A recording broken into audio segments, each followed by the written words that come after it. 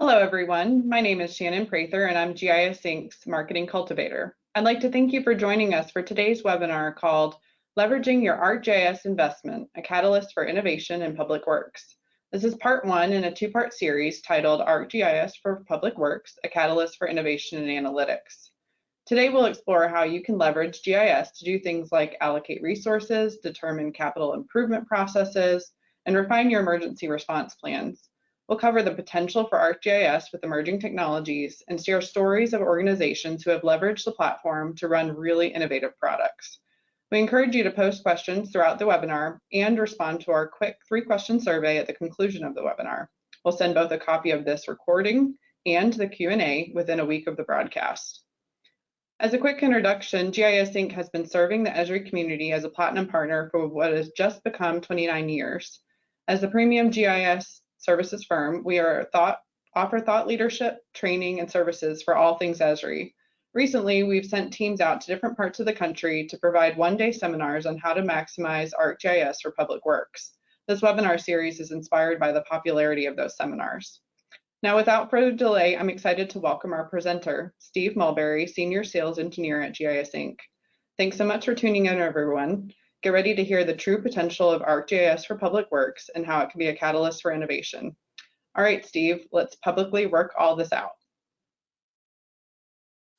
Hey, thanks, Shannon. What I'd like to do first is start off with this screenshot here of the dashboard for ArcGIS, and the reason I want to start off with this because I think this is one of the first ways that we can leverage our investment in the ArcGIS platform. So not only do we as a company, right, we wake up every morning looking for ways to help and assist our customers implement the platform, implement the ecosystem that is ArcGIS, but we also use the solutions ourselves. This dashboard was put together a number of years ago for our management team to kind of get an operational view of us, GISinc employees. We're a very distributed company, and they wanted to have a kind of a view of where we sit across the country. They wanted to have access to live weather feeds and FEMA events and hurricanes and tornadoes and things like that, so they could kind of get a better view on how to help manage us as employees across the country. So I think one of the ways that we can leverage the platform itself is take advantage of the solutions and templates that we get right out of the box, like things like dashboard. And we'll talk more about this as we move on. But I wanted to kind of review with folks the Esri's ArcGIS common patterns of use. Maybe you've seen this poster, and it highlights these patterns. And I think for the most part, right, I've seen over my career is that we're really good at data management and mapping and visualization. We've really got these two patterns down pat.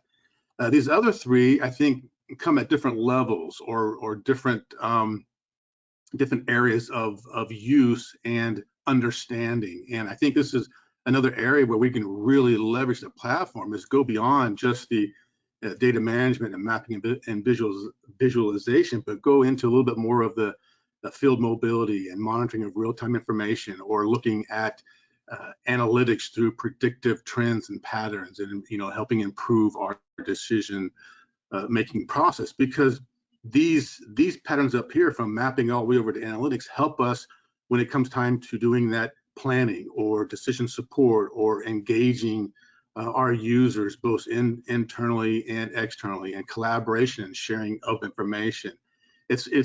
We really get the benefit of these patterns once we leverage the technologies and capabilities across the board there. I heard this quote from Adam Karnoff from Esri. He said once, "If all you do with GIS is make paper maps, then that's all your customers will ever ask for."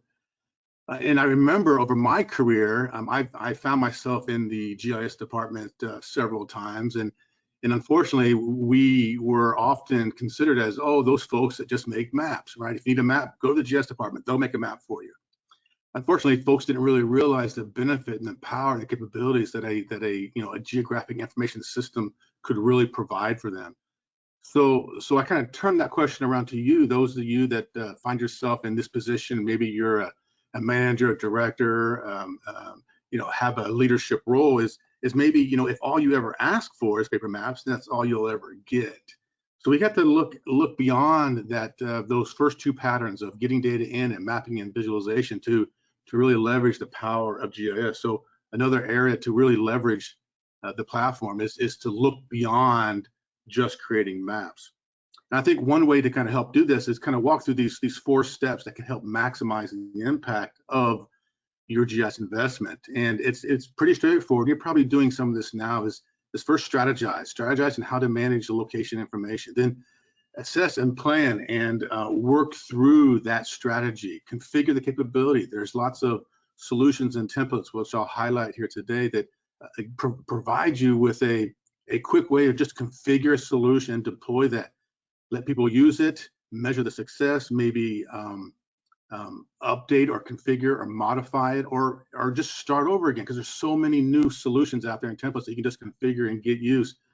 But you can repeat this process, and I recommend that this be a sort of a very agile and flexible approach. This shouldn't be a month's worth of work. It should be weeks, if not days. You strategize on what solution to use, you configure it, you use it, and then you adjust and help make that bigger and better and stronger for those who are using it. When we think about this, we got to think of, a successful GIS requires much more than just technology. I think it starts off with a vision, right, and the leadership, that GIS champion within your organization that can help see that vision and help bring it to pass. Which means there's got to be a good understanding of what GIS is and how it can contribute across the board throughout your departments and organizations and workflows. It takes a series of planning and governance guidelines here to help manage the process and manage the use of the capabilities. It definitely involves sort of this evolutionary and innovative approach to using the technology. The ArcGIS platform itself has grown exponentially over the years, and the power that's in there for handling all those common patterns of use, it's just amazing how we can leverage that platform. So look at ways to be innovative in the way you approach using the platform, and also create engaging applications and solutions.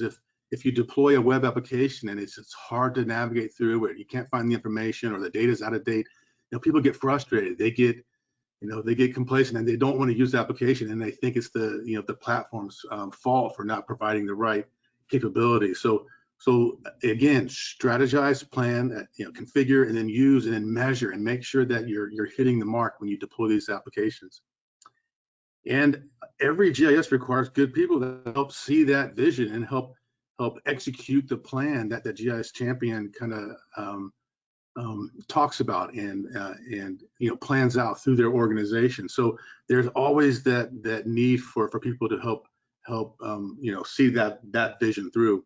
And then lastly, access to information. I think this is probably one of the most important ones here, and I think we do a really good job at sharing and getting information out to our internal folks. But what about external? What about the citizens, right? There's a need for that ability to access and share and give information to those within your jurisdictions and your area of interest. And I want to focus on that just for a second here, and kind of talk about why I feel it's important to have this open access to information and open data. There was a report done by the Pew Research Center titled "Americans' Views on Open Government Data," and within that report they state that 65% of Americans search online for information of government, yet less than 10% actually find or report finding what they need from these organizations. And if you dig a little bit deeper into this report, they have a lot of information, but one of the breakdowns here is how the internet is used to find information. And they break it down from the federal government down to local, and then the sort of the actions and capabilities that people are searching for. But what I found interesting was this statement here that they said a few Americans think governments are very effective in sharing data, and they gave some statistics here from federal to state and local, all about the same effectively of sharing information. So I think this is another area where we can really leverage the platform in providing information, valuable information to those who we serve. And I find that very interesting because there's this application out here that I want to show you, and I want to show it live. So I'm going to click on this link and I'm going to let it play out live for you. This is an application written by Esri that shows the current areas of interest that people are searching for spatial information. If we sit here for a minute, you'll see all these white boxes, the extents start showing up on the map here. So these are people currently actively searching ArcGIS Online for information, whatever it might be. And if we take that one step further, there's also an application written by the prototype lab at Esri that digs a little bit deeper in here and shows you exactly what's being searched on, the types of information, the types of services, the type of keywords that are being queried on. And it's very interesting that people are hungry for spatial information.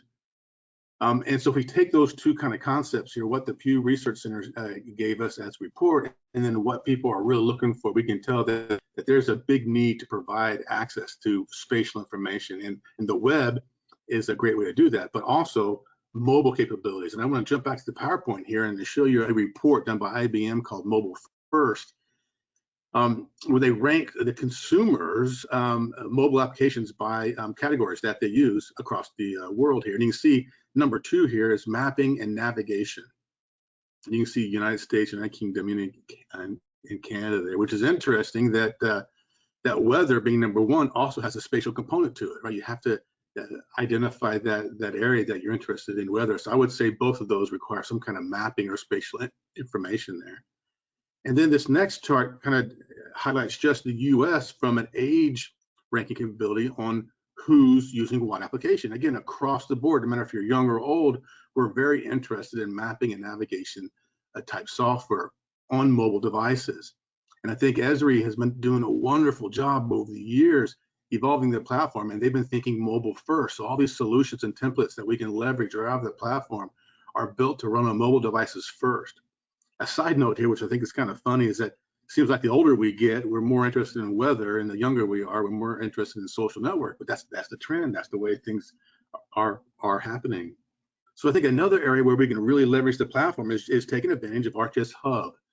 ArcGIS Hub comes in 2 flavors, basic and premium. And basic, you get for free as part of your licensing with ArcGIS. And it's a cloud-based, easy-to-use platform that allows you to configure the collaboration between internal organizations and your communities outside with the citizens. And it's all based on this information-driven initiatives. And I want to show you some good examples. Roanoke County has a really good ArcGIS Hub environment. Johns Creek has one. Let me jump back to my browser here. This is Johns Creek Data Hub. So this is the ArcGIS Hub basic environment. You can see right off the bat, they've branded the site through configuration tools to have their colors and their graphics, and they configured these basic initiatives right up front, which they thought were most important for them and their community.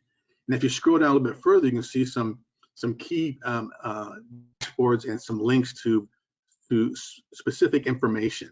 And I'm going to click on the Public Works one here. And you'll see that when it loads, it'll give me, again, another user experience into what the Public Works are doing based on their tasks and projects. And I can scroll through here and look at from charting or from mapping, and these maps are interactive, and I can pan and zoom around, and I can work with this data however I want to. So the ArcGIS Hub is built so that you can configure these initiatives based on data, charts, information, content, and you can configure this so that users can have a story-based experience as they scroll through your application here and what information that you want to share. So again, another way to leverage the platform is take advantage of those things that are built into the platform that you can leverage right now. And one of those is ArcGIS Hub. The other area where you can get started is taking advantage of these solution templates. And there's probably hundreds, if not thousands of them out there. Now, again, I'm going to kind of walk you through on how to get access to those. So basically, you just go to solutions.arcgis.com, and right off the front page here, we have these links to categories of these solutions. You can see land records and water utilities and public works, and I can scroll through here and get access to many different types of solutions and templates that are geared specifically for these categories, like fire services, emergency management, law enforcement. Let me click on the public works here one, and it'll take me into that specific group of solutions, templates, tools, data sets, things that I can use right now, right out of the box within my ArcGIS platform to further enhance the way I share information or collect information or analyze information. As you can see, as I scroll through here, there's lots of different um, solutions already built for me that all I have to do is configure, download, configure, and then share. And I want to show you here, this is the Hillsborough County of Florida, where they took the capital improvement dashboard, branded it for their color scheme, and then configured it with their information. And I can, on the left here, I can filter down based on the project type or the improvement type, maybe a commissioner district. So let's say I want to look at the drainage and water. You can see the application immediately shows me and hones in on those specific pieces of information. And I can highlight one of those projects. It shows me where it is on a map. It gives me the detailed project information about the phase that it's in, the schedule, the description, objectives. I even have a nice link here where I can download a printable form of the same report. So very nice an example of how this organization used an out-of-the-box solution and configured it for their needs. Let me jump back to the PowerPoint there. So you saw that example.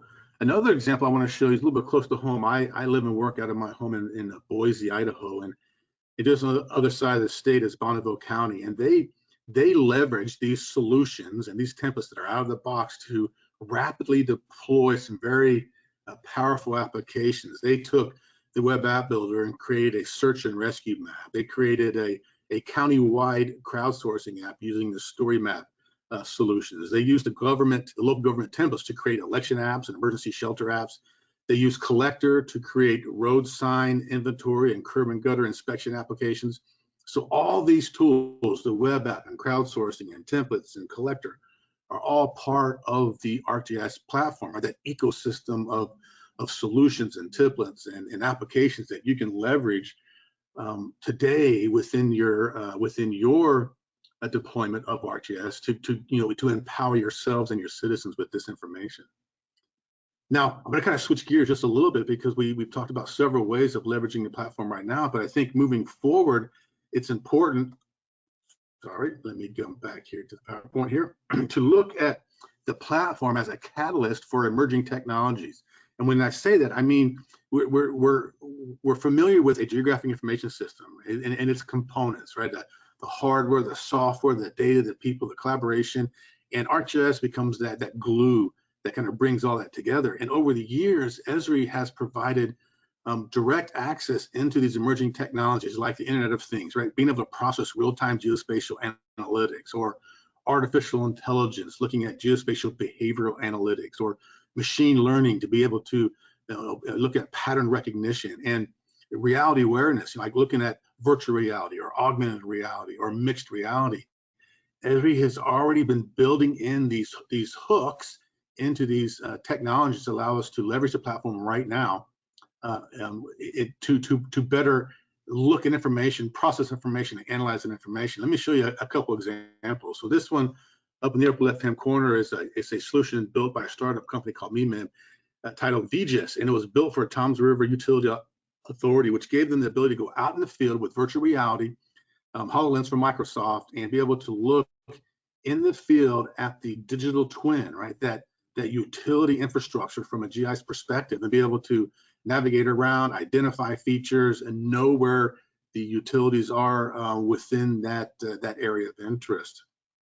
This one on the bottom is an example of sort of that machine learning video processing that allows us to look at space in a parking lot and produce these sort of virtual polygons that when pixels change within those polygons to determine if there's a space available or not. Another great use of video processing. And here's another one that sort of takes that same concept of video processing in real time to look at patterns of guests coming into a space. It could be an airport, it could be a hospital, it could be a college campus, but how many people, how many assets or things that I'm tracking, move through this space so I can help better equip for that. And then the bottom right is another really good example from Esri Canada. They took several technologies together and kind of looked at the condition of key intersections. Maybe these intersections are around event venues like coliseums or parks or things like that. And as as they're looking at, they can also determine if it's a vehicle or a bus or a truck or a person or a bicycle, and help manage and augment the response time and the risk that might be associated with congestion within this area. Again, bringing together these technologies, and this capability wouldn't be available to us if we wasn't building this into the platform, the ability to process data in real time, to look at advanced technologies with machine learning and artificial intelligence, and having that reality awareness within the platform there. Another example is in the IoT space, or sensors, where we have sensors out in the field. These could be all kinds of sensor information, that gathering data, communicating that up to the platform, and then doing what we're really good at. We can map that, we can visualize that, we can monitor that information, we can do some analytics with that data. But the platform also gives us the ability to push that information to maybe another business system, like an asset management system or a work order management system, based on thresholds that we configure, that may then automatically dispatch field crews or set up service requests. And we're seeing that throughout the industry, that this kind of workflow is being used for things like rainfall monitoring, or looking at catch basins and figuring out when to go clean those. And one interesting one here is trash container capacity. So instead of having to send our crew out every 2 weeks just to dump the trash containers, even if they're not full, have sensors in there to tell us when we need to go out there, so we can be more efficient in how we send the crews and where we go and what trash containers actually empty there. And so here's an example I want to show you of that kind of technology. And up in the right-hand corner here, I have a little web browser that's going to show me real-time information coming from a sensor. And this sensor is an ultrasonic sensor sitting measuring the height of water. So doing that stream gauge monitoring concept. And here's a dashboard that gives me the information from that sensor. And in GeoVent, this is the entry point into the platform, I can make that connection from that sensor to the platform. So here you can see data starting to come in from the sensor. GeoVent picks it up and then pushes it back out to the platform. And in the platform, like the dashboard, I can then use that data to render my maps, and I can identify features and look at the values that are coming in from that sensor. I can display information on that dashboard, charts, or whatever I want to do. But if we trigger the event and simulate the waters rising, right, that value is getting smaller and smaller, we'll see that the platform picks it up, updates my dashboard automatically for me to give me that visual representation. But also behind the scenes, it's doing a couple things for me, because I've configured it to set up thresholds, and maybe to send out an email alert first to say, hey, this threshold of this sensor has been met. You might need to check it out. Or, hey, it's okay, I've also already created a service request inside of my asset management system. In this case, it's CityWorks. And so here you can see that a service request was automatically generated based on that threshold that was met within that sensor, and GeoVent was able to capture that for me and do the work for me. So another way of leveraging the technology. So how can you get started? Well, I think you can just do it, right? Just pick one of those solutions, download it, configure it, deploy it, and see how it works, right? There's so many out there. You can it takes just a few minutes to configure those and see how they might have impact in your environment. Maybe you want to take a little more thought into this and sort of observe some current processes within your organization. Maybe find some ways to be a little more efficient. So maybe you document this, you plan it out, you train some users, and then you launch that program. And then maybe even a longer term concept here, where you do maybe a road mapping exercise, where you develop a strategy for your entire enterprise and organization.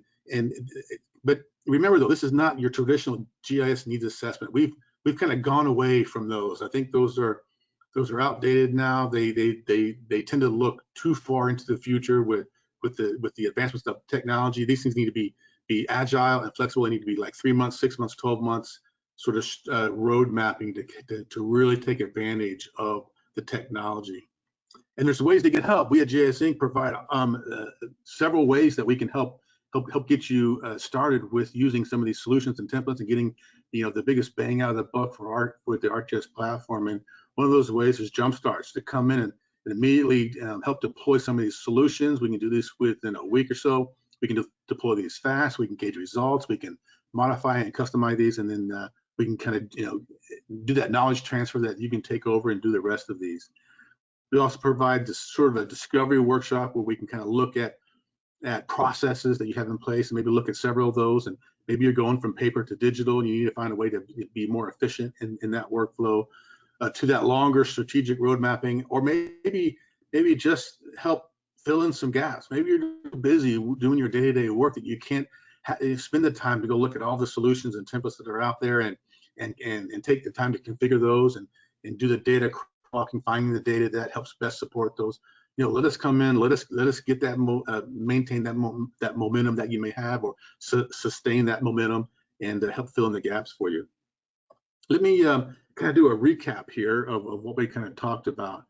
So first off, I think the thing that we should look at first is extend the common use patterns that we saw with that Esri's ArcGIS poster there. Look at ways to leverage the field capability, the real-time analytics, the advanced processing of information with AI or machine learning, or those other emerging technologies out there.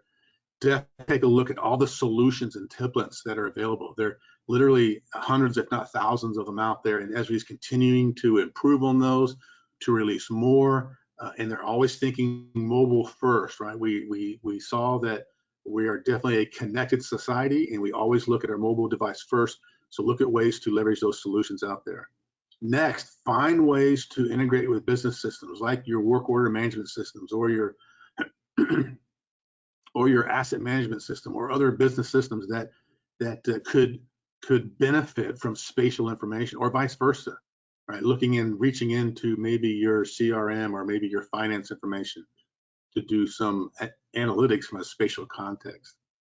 Establish a strategy for success and make sure it's agile and flexible.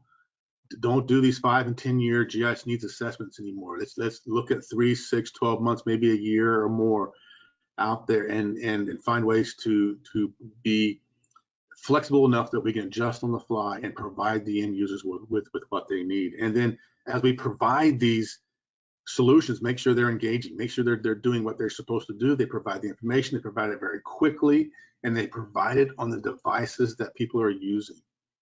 And then find ways to leverage those innovations that we're seeing within the platform. Esri's done a really good job, and the platform is poised and ready to really take advantage of these different emerging technologies.